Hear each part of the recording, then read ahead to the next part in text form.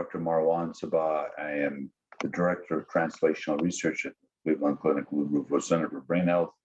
Today, I'm going to talk about sleep disorders in dementia and Alzheimer's disease. Why do we care about sleep? Brain health, as you know, is a large and public health concern with a lot of interest around it. We know that if we can intervene in a variety of ways, particularly including sleep, we could potentially reduce risk overall of developing cognitive decline, and sleep is considered to be one of the targets. So modifiable risk factors can account for up to 40% of reduction, and sleep has been identified as one of them. So we do want to take a moment to figure out why and how. Most clinicians are aware of the multiple stages of sleep. I do want to draw attention to the right-hand side. We understand that REM sleep is where we dream. The REM sleep is also, we want to have a decent amount of it, and we want to not have it disrupted by REM behavioral disorders, because that could be indicative of a synucleinopathy. Where we feel refreshed is in stage 3 sleep. If we get the deep restorative sleep, this is the sleep that we need to kind of wake up and feel that we've gotten good rest. So all aspects of sleep are essential. As is stated earlier, sleep impairment is a modifiable risk factor. Sleep interventions could act as a treatment to mitigate the development of Alzheimer's disease.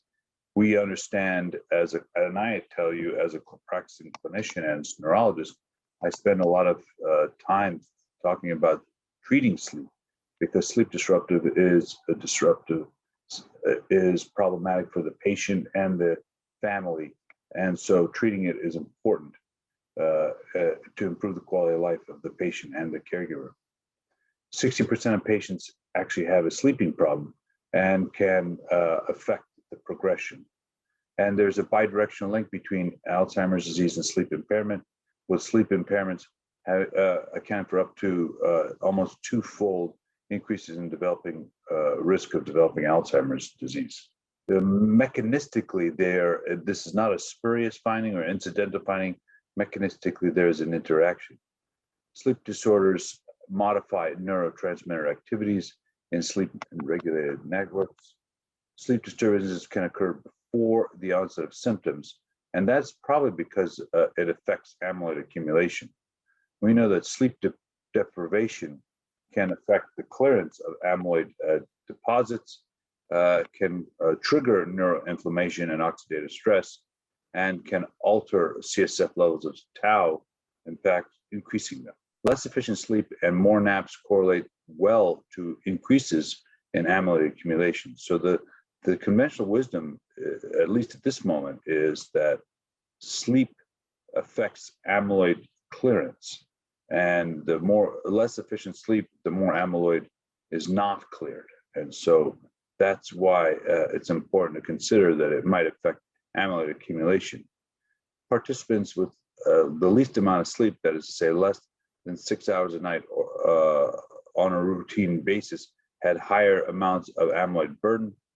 And non-pharmacological interventions to aid sleep are already being suggested, much like we would suggest physical and social activities. The NIH actually has put forth recommendations and guidelines on how to improve quality of sleep. These include some basic things like just don't have your electronics on in your physical sleep environment. Turn off computers, phones, televisions. Don't exercise right before you go to sleep.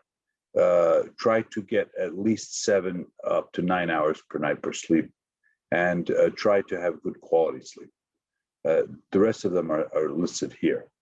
So I do want to comment that alcohol is a sedative and can cause sleep, but chronic alcohol consumption can disrupt sleep over time, and you ideally do not want to drink caffeinated beverages after, say, 12 noon on any given day. So these are just practical guidelines, but they can improve the quality of sleep, which therefore can improve the quality of life. Thank you.